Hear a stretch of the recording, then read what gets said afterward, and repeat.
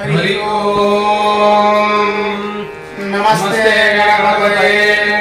त्वमेव प्रत्यक्षं तत्त्वमसि, त्वमेव केवलं कर्तासि, त्वमेव केवलं धर्तासि, त्वमेव केवलं हर्तासि, त्वमेव सर्वं खल्विदं ब्रह्मासि, त्वं साक्षादात्मासि नित्यं।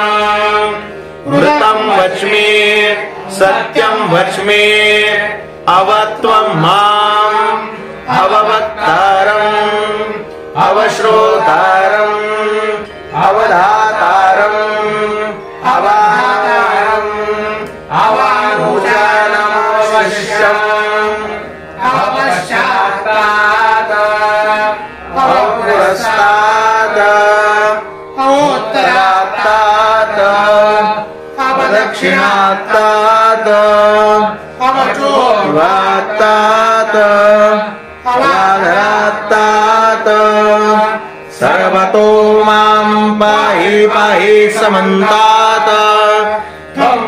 मयस्त्वं चिन्मयः त्वमानन्दमयस्त्वं ब्रह्ममयः त्वं सच्चिदानन्दाद्वितीयोऽसि त्वं प्रत्यक्षं ब्रह्मासि त्वं ज्ञानमयो विज्ञानमयोऽसि सर्वं जगदं तत्त्वो जायते सर्वं जगदं त्वत्तिष्ठति सर्वं जगदं त्वयैलेमेष्यति सर्वं जगदं निप्रत्येते त्वं भूमिरापो नलो निलो नभः त्वं चत्वारि वाक्पदानि त्वं गुणत्रयातीतः त्वं देहत्रयातीतः त्वं कालत्रयातीतः त्वं मूलाधारश्रुतोऽसि नित्यं त्वं शक्तित्रयात्मकः वायुयोनिनो ध्यायन्ति नित्यं त्वं ब्रह्मा त्वं विष्णुस्त्वं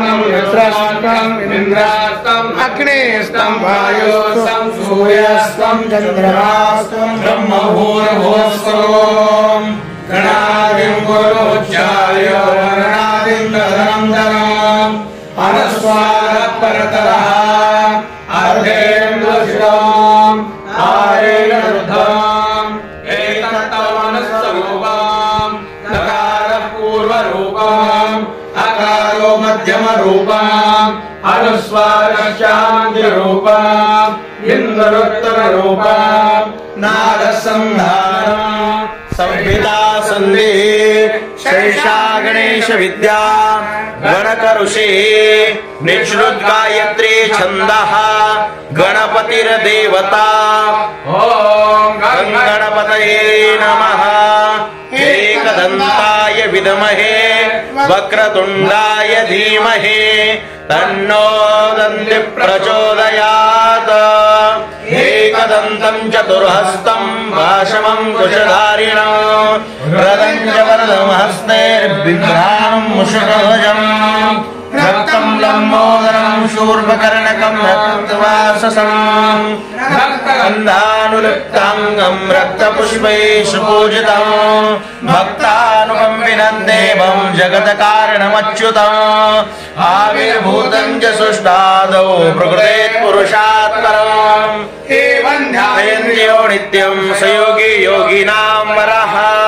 नमो घ्रातपतये नमो गणपतये नमः प्रमदपतये नमस्ते अस्तु लम्बोदराय एकदन्ताय विघ्ननाशिने श्रीवरदमूर्तये नमः।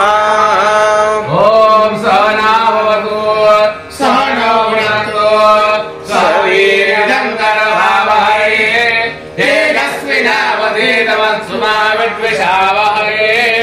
ॐ शान्तिः शान्तिः शान्तिः।